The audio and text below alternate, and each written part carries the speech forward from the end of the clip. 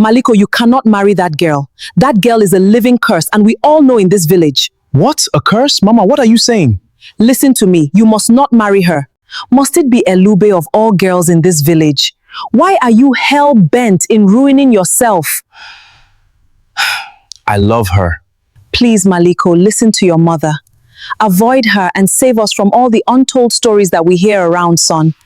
Please, I beg you. If your own mother warned you not to marry the woman you loved, would you listen? Or would you believe that everyone else was simply jealous of your own happiness? In a quiet village surrounded by green mountains and endless fields, there lived a young man named Maliko. Maliko was the kind of a person every mother wished for. Respectful, hardworking, kind-hearted, he was tall, athletic, and full of dreams. From a young age, Maliko had always believed that his future would be different. He did not want to spend his whole life struggling in life and in the village. He wanted to build something his children would be proud of. After years of hard work, his dream finally came true. Maliko moved to the city. There, he found a good job. He rented a beautiful apartment, and slowly his life started changing. But every time he returned to the village, his mother would tell him the same story. Son, do not forget where you're coming from. Money can build a house, but wisdom protects the person living inside it. Maliko always smiled. Mother, you worry too much. His mother would look at him with serious eyes, because mothers often see storms before the clouds appear. One afternoon, Maliko returned to the village. That was the day he met Elube. The moment he saw her, something inside him changed.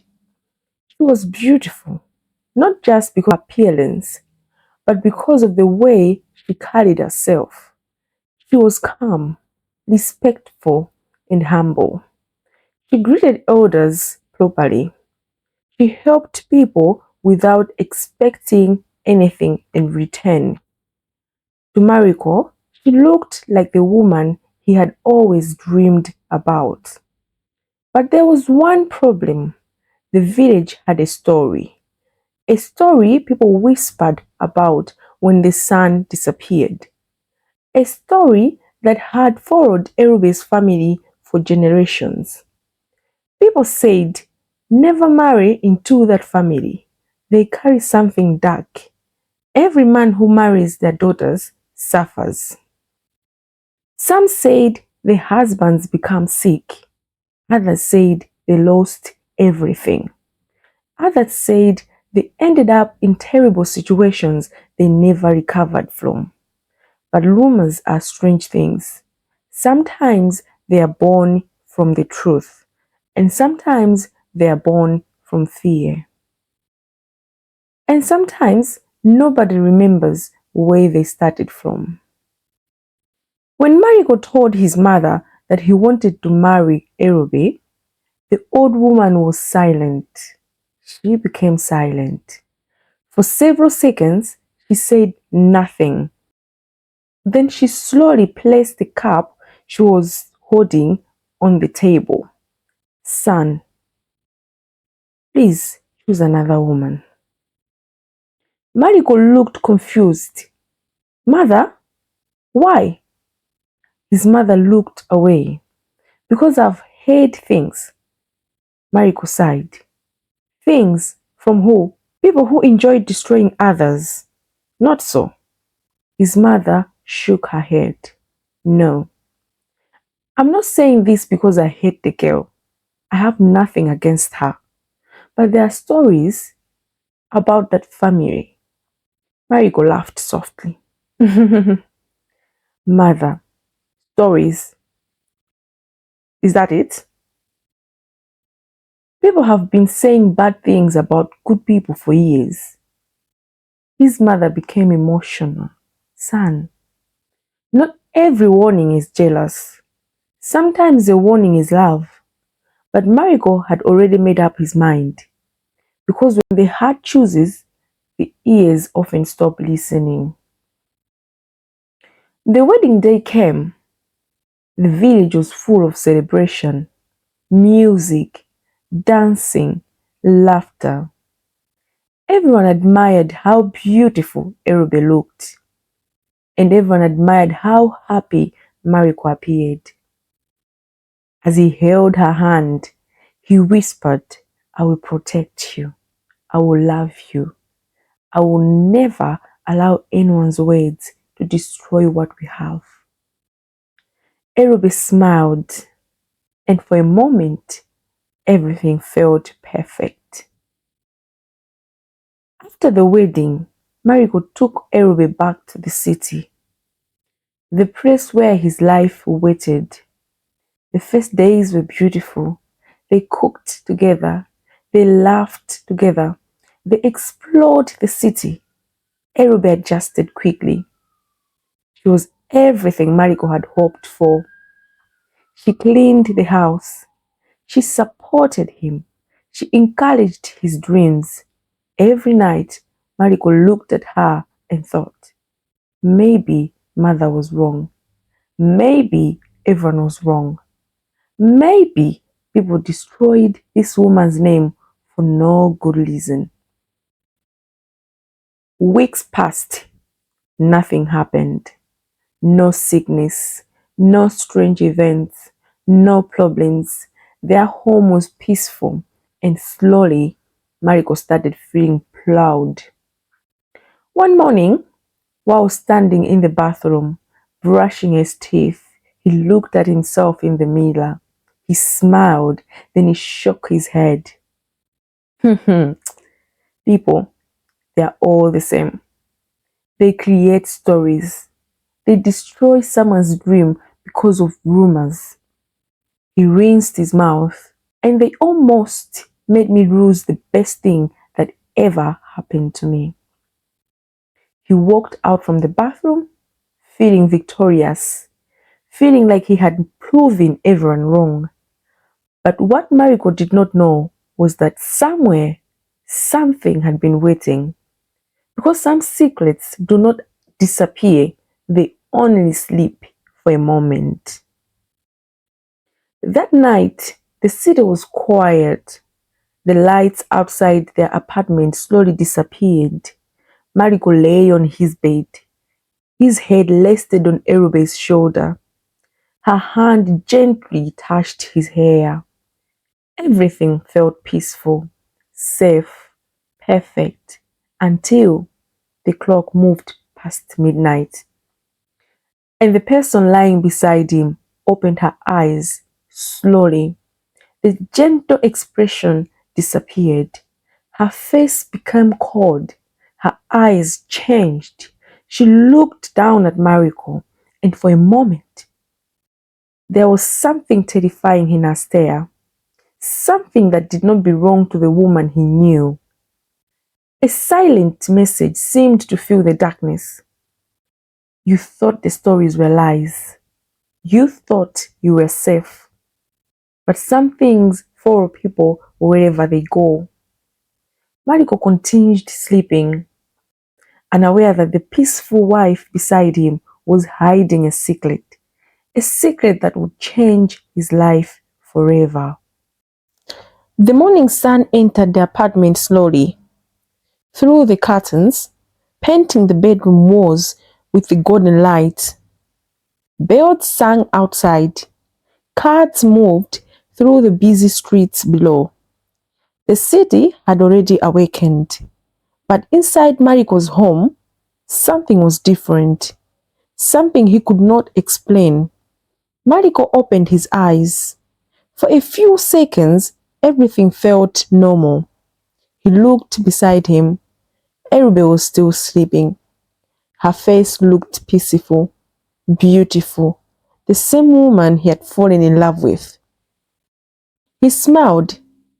then slowly tried to sit up. But the moment he moved, a strange weakness rushed through his body. His arms felt heavy, his chest felt tired, his muscles felt as though he had spent the entire night carrying stones. He sat on the edge of the bed, confused. "What is happening to me?" he whispered. He lapped his face. Maybe it was stress. Maybe it was work. The past few weeks had been busy. Long hours, late nights, too much responsibility. That had to be it. There was no any other explanation. "Good morning!" Elube's voice came from behind him. Maliko turned. She smiled, a warm, gentle smile, the same smile that had captured his heart. "Good morning," he replied. "You woke up early." She stretched slowly. "I wanted to prepare breakfast." Maliko looked at her. For a moment, he wanted to say something. He wanted to tell her about the strange feeling he was feeling, but he stopped. He didn't know why. Maybe because everything looked normal. Maybe because his mind was searching for problems that weren't there. He forced a smile. "I'm okay." Elube looked at him carefully. "Are you sure?" "Yes." "Just tired?" She nodded. "Then rest more." Her voice sounded caring, loving, and that confused Maliko even more. After breakfast, Maliko prepared for work. He wore his favorite shirt, fixed his hair, then walked toward the shoe rack. His vintage leather shoes were there, the same shoes he was proud of, the same shoes he always polished carefully. He bent down, reached for them. Then he stopped.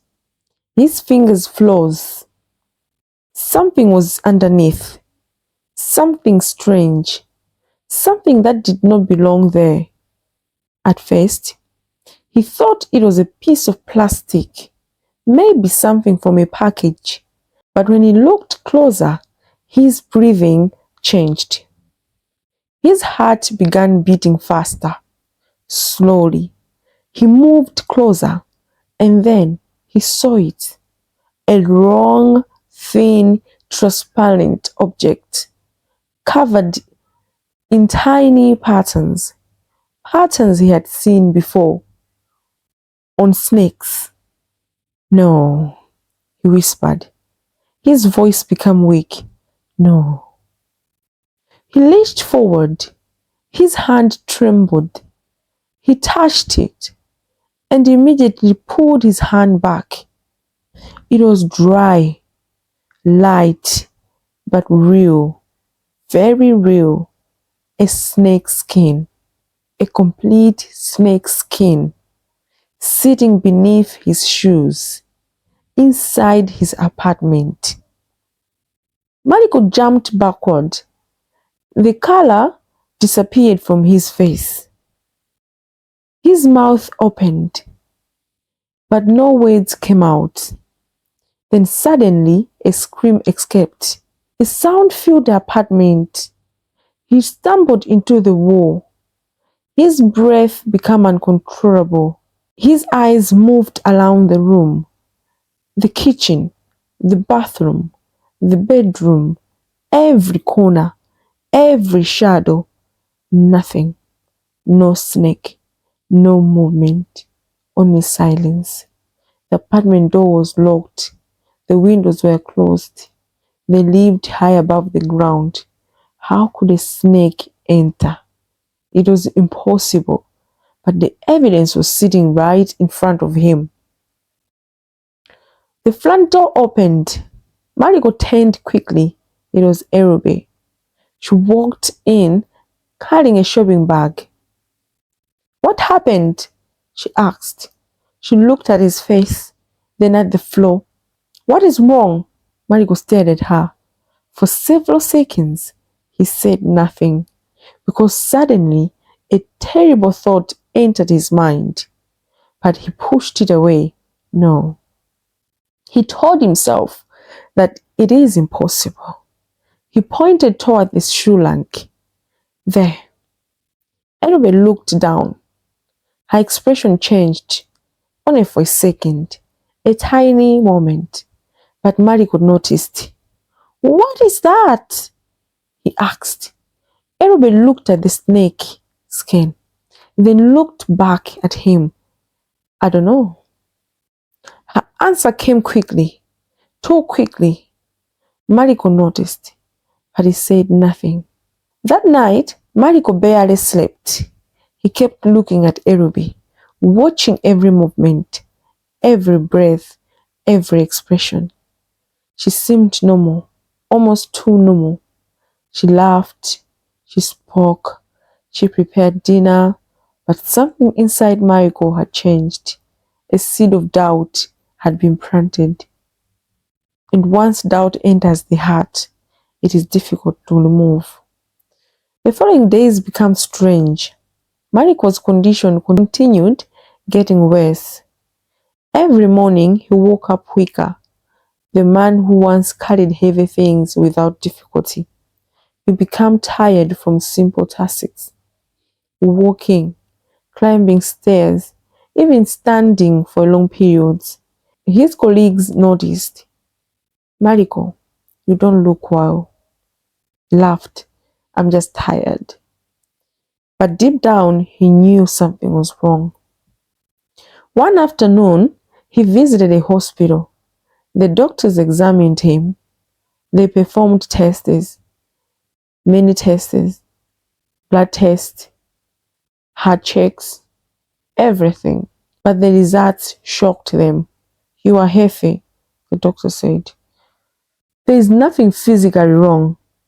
Maliko stared at him. "But I feel like I'm dying."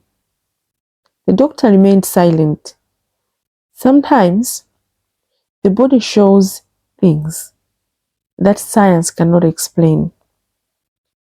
Days turned into weeks. The man who once walked proudly now moved slowly. His clothes became loose. His face lost its brightness. His strength disappeared.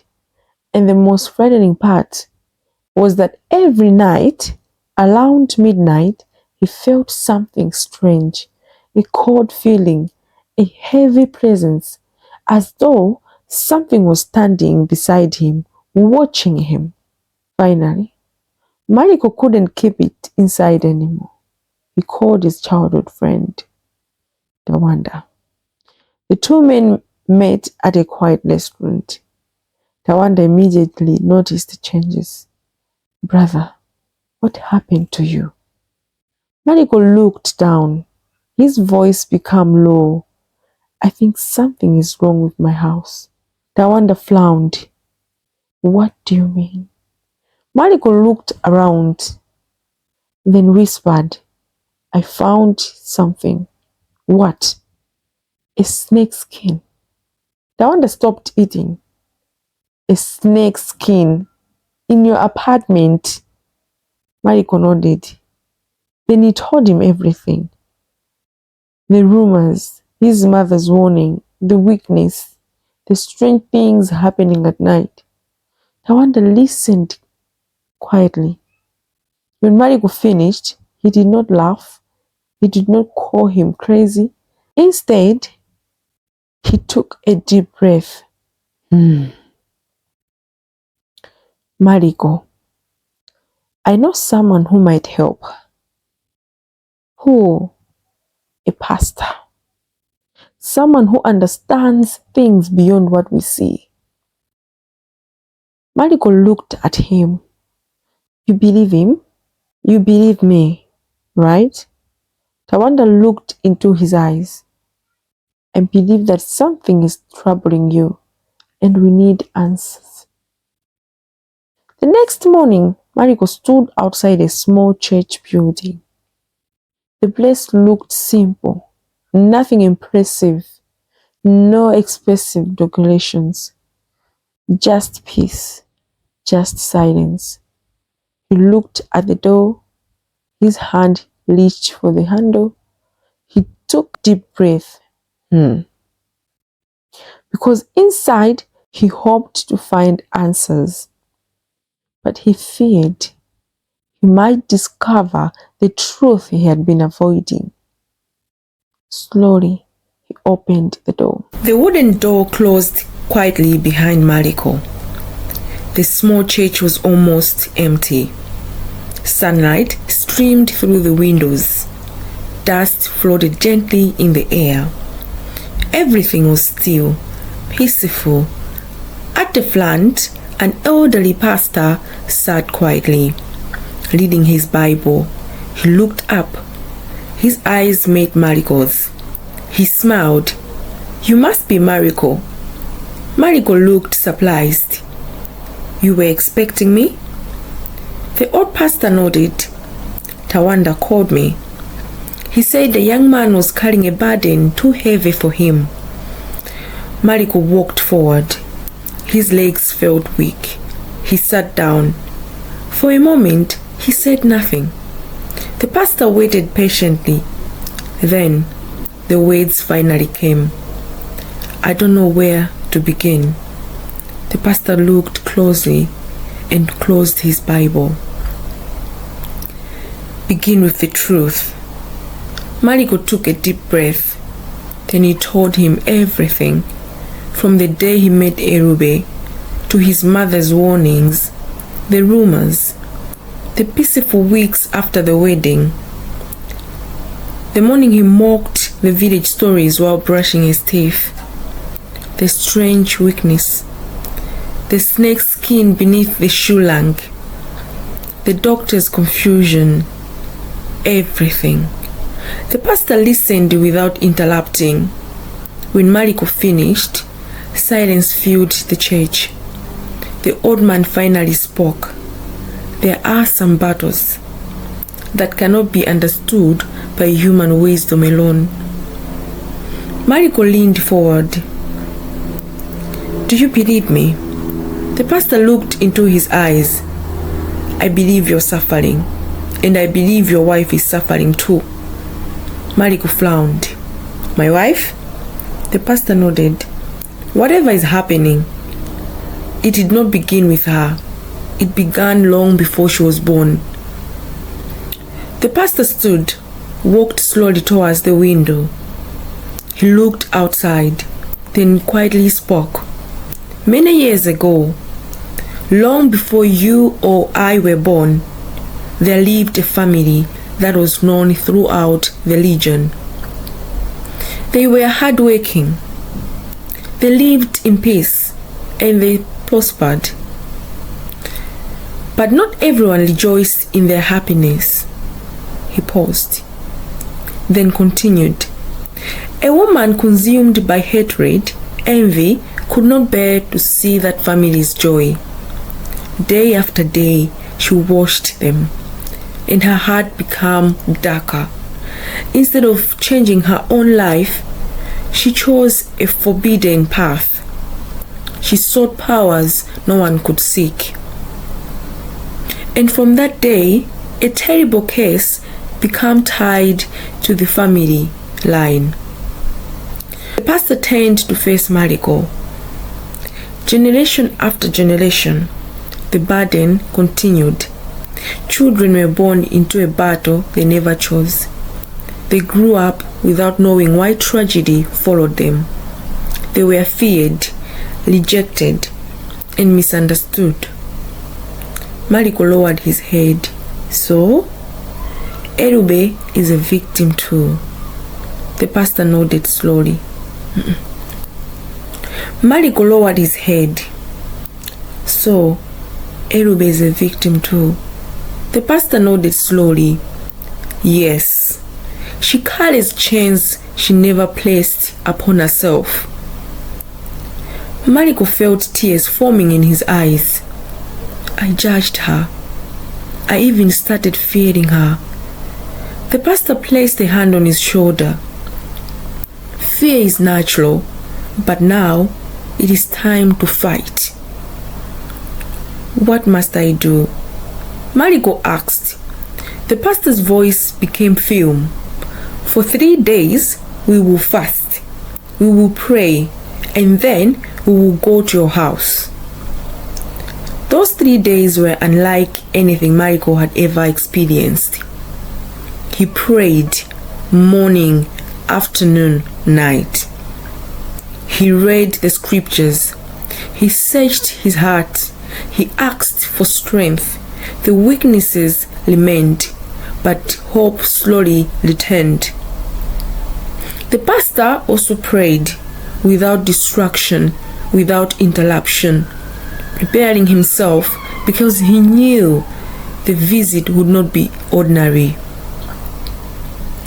On the 4th day, the pastor arrived at Maliko's apartment. The moment he entered, he stopped walking.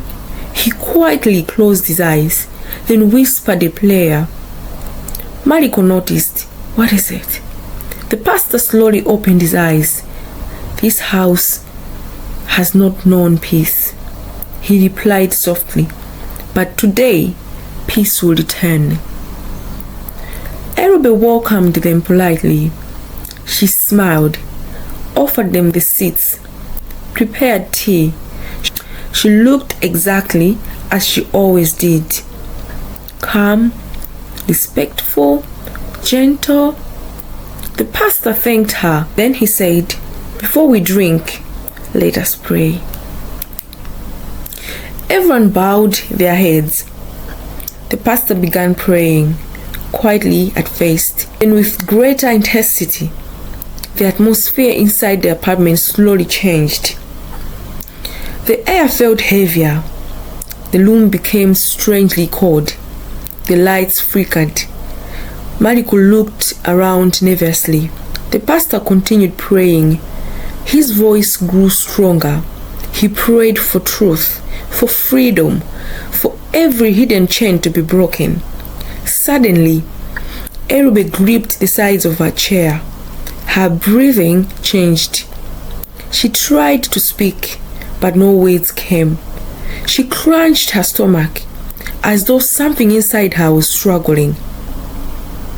"Pastor," Maliko whispered. The pastor lifted his hand. "Keep praying." Elube fell to her knees. She cried loudly. Her voice, her whole body trembled. Then she began coughing again and again until something came out of her mouth. It landed on the floor. Maliko stared. It was an old piece of a cloth, dirty, worn by time, carefully folded. The pastor stepped forward. He picked it gently, then unfolded it.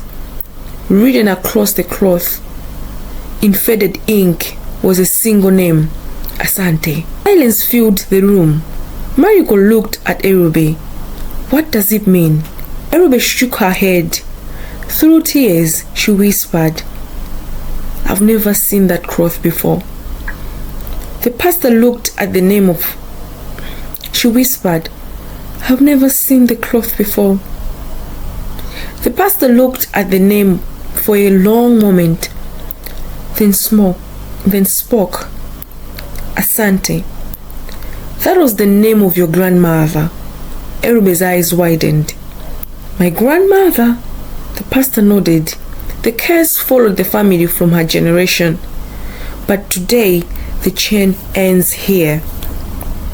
He pressed the cloth into a metal ball, prayed over it, then destroyed it.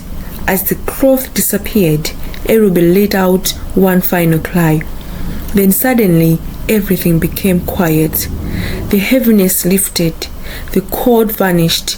The room felt warm again, peaceful. Elube opened her eyes. For the first time, there was no fear in them, only relief. She looked at Maliko, confused. Then tears streamed down her face. "I'm sorry," she whispered. "I don't know why, but for years I've had terrible dreams. I always woke up exhausted. I never understood why. Maliko rushed towards her. He embraced her tightly. You don't have to explain. We will face whatever comes together. The following morning, Maliko woke up. He sat on the edge of the bed, then smiled. His body felt different. The weakness was gone. His strength had returned. He stood easily, walked across the room, picked up a heavy chair with one hand, then laughed. For the first time in many weeks, he felt like himself again. Months passed. Peace remained in the home. No strange sounds, no unexplained sickness, no fear, only laughter, only hope. When Maliko finally returned to the village, he visited his mother. The old woman looked at him, then at Elube. She smiled, not because every question had been answered, but because she could see that peace had returned. Maliko hugged her. You warned me because you loved me. His mother nodded gently. I never wanted you to live in fear. I only wanted you to be careful. Maliko smiled. And now we will walk forward together. He held Elube's hand. His mother pressed her own hand over theirs. The three of them stood quietly, thankful for a new beginning. Sometimes the greatest battles are not the ones people can see. Sometimes the people who seem to carry the heaviest burdens are not the cause of them. They are simply waiting for someone to stand beside them instead of walking away. The next time you hear strange rumors about someone, don't be too quick to judge them. Don't be too quick to condemn them. Sometimes the person everyone fears is the very person silently crying for help, and perhaps God has placed you in their path, not to reject them, but to become the change they have been praying for. Because hatred can pass pain from one generation to another, but love, compassion, and sincere prayer can break chains that have existed for generations. Never forget, every story has two sides, and every burden needs someone willing to help carry it. Thank you.